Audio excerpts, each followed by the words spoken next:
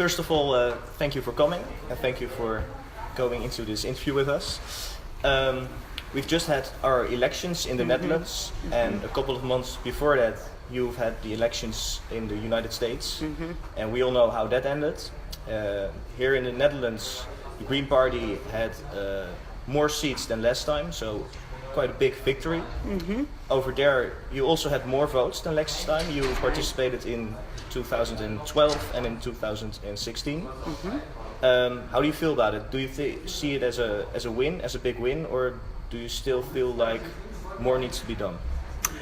Much more needs to be done. I mean, I think the Green left here in the Netherlands is well ahead of the Green Party in the US. We have a first past the post, winner take all voting system that keeps things pretty much wedded to the status quo. It's very hard to dramatically change things.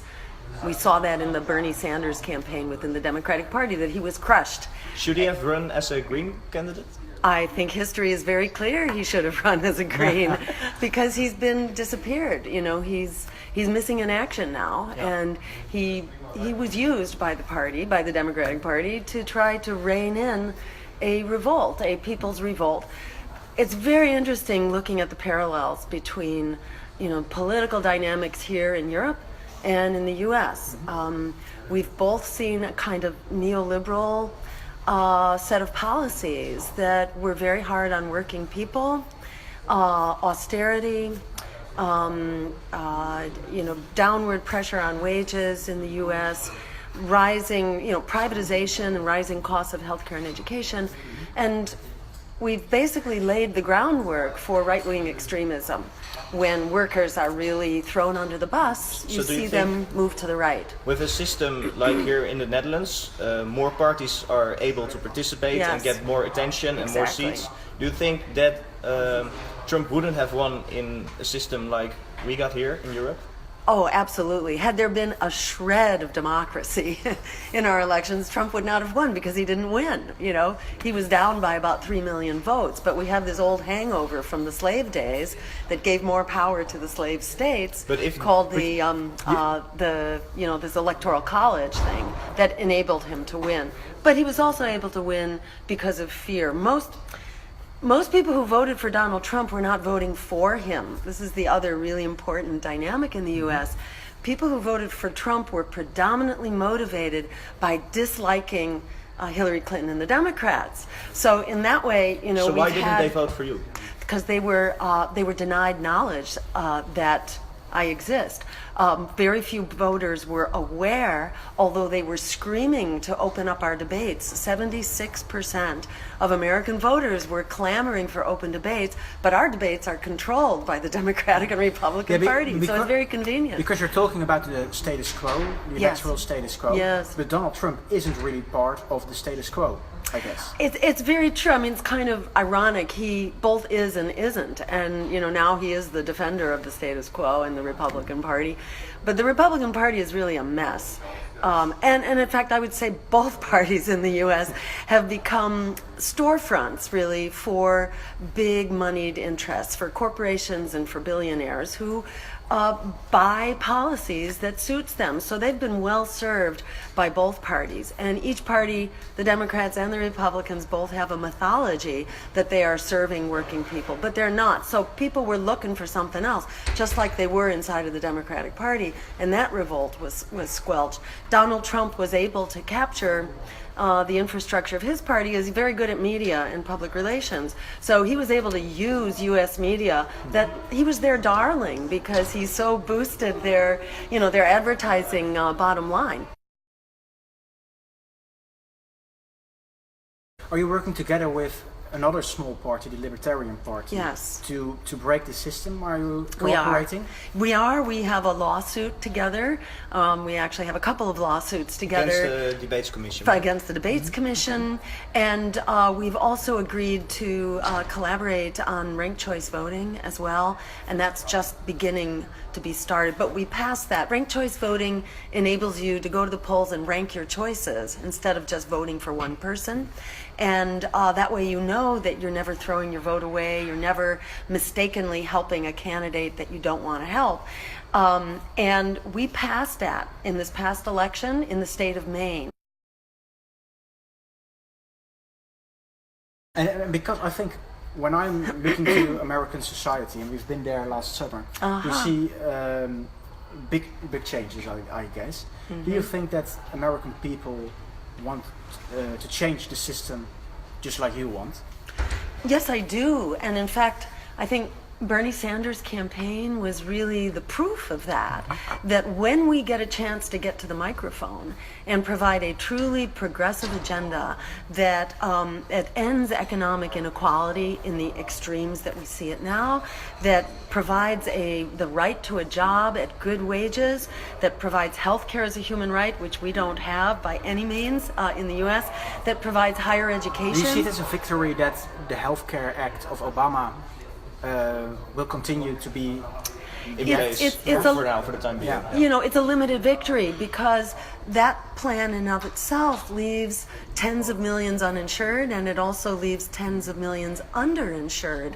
So I know so many people who cannot afford their health care under the Affordable Care Act. So it's really not affordable. But it was better than, Trump care, which is not health care, it's wealth care is what that is. I think it is such a victory. The victory goes beyond health care. The victory is that Donald Trump is now a lame duck president just 60 days into his administration. A question for you about that military actions, because these actions, a lot of them, well, we can say quite fairly, they failed. Yes. And they cost a lot. So you propose to cut the budget of the military, but if you do that, aren't you afraid that those enemies you made during those wars are still looking for revenge and will maybe see their chance if your military gets smaller? Sure. No, very important question. How do we protect our security?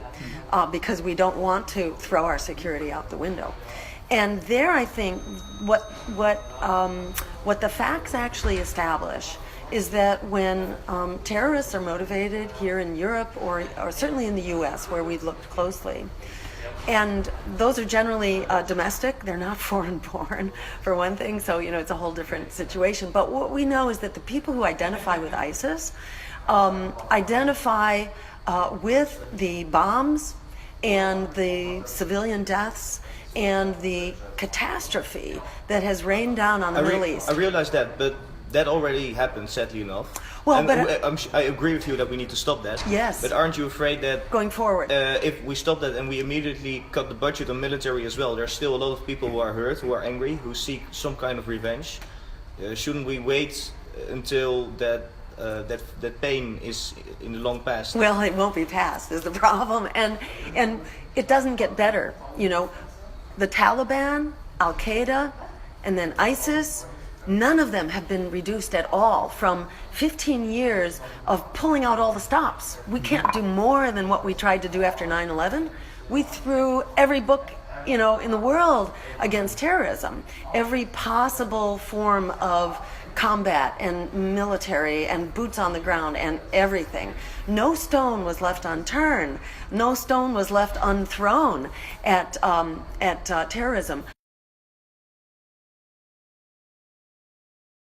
So we're saying we need trade agreements that provide an equitable tax everywhere, to provide a uniform floor that taxes carbon and that also ensures that we do not have these tax havens that put responsible corporations at a disadvantage. But every couple of years there are new elections, and maybe the next party that wins doesn't like the treaty and gets rid of it or tries to get rid of it. Don't you think that perhaps it would work better if you were to lower taxes for the ones that actually do good, that are completely green? So you still influence their climate change policies, but you influence it in a way that maybe attracts more companies instead of makes them want to leave to other countries. And the carbon tax would inherently do that. It would reward good corporate behavior. But I think you need to find a balance. Put it this way. Following the Second World War in the U.S., we had sky-high corporate and income taxes. And it did not deter our economy in the least. Final question, I think. Yeah. And the final question is, have you decided yet whether or not you want to run for office again in the future? So I describe myself as a mother on fire, because our younger generation, as I mentioned, is not just being thrown under the bus, they're being thrown under the cliff. And we have to decide right now whether we will have a future or not. And as a, and I don't confine motherhood to just people who have children or even just women. It's a sense of being responsible, a responsible member of society, connected in a very gut level way to our younger generation and how we go on. But it happens I do have kids, and not that far from having grandkids, and I can't pretend that this is not happening. I can't pretend that I don't know what I know. As a medical doctor, I've been tuned into our environmental and health emergencies for a long time, which then, sort of raised the curtain for me about how all the issues of justice really come together. You're not going to have justice for the environment unless you also have justice for working people. Because people have to survive. They have to know that they're going to have a job tomorrow in order to care about the environment. All these things come together. We need racial justice. We need justice for immigrants, who, by the way, are really a consequence of our military policy. And the most powerful thing we can do to fix the immigration crisis is to stop causing it in the first place through these crazy, catastrophic wars. So we have a fixable set of problems, eminently fixable. And I can't go home and find some, cozy little space and pretend that the world is not a sinking ship. So that's because yes. At the moment it is. Well, the answer is I will do whatever I can do. And whether that's helping other people run for office, or running myself, or running for some other office that might be more winnable, I have no idea. 4 years feels very far away. It is. Given what's happening, I feel like we got work cut out for us right now, and it's a delight to be here and see how the Green Left is really pushing the envelope for Green parties and for left parties everywhere. And I feel like I'm learning a lot here, and I'm really grateful for the work that has happened here in the Netherlands, and I look forward to how we can work together, because we're on one ship together, and either we're going to sink together or we're going to sail together. So I look forward to working together to make sure that we sail in a few and not years, sink. Jesse Klaver running for Prime Minister, and Yes. you're running all together for the presidency in the United States. That would be pretty Perhaps. exciting. Who knows? Yes. Thank you Yes. so much. Great. Thank you so much. Yeah, really Thank you so appreciate it. much. Thanks a so lot. much. Great talking with you.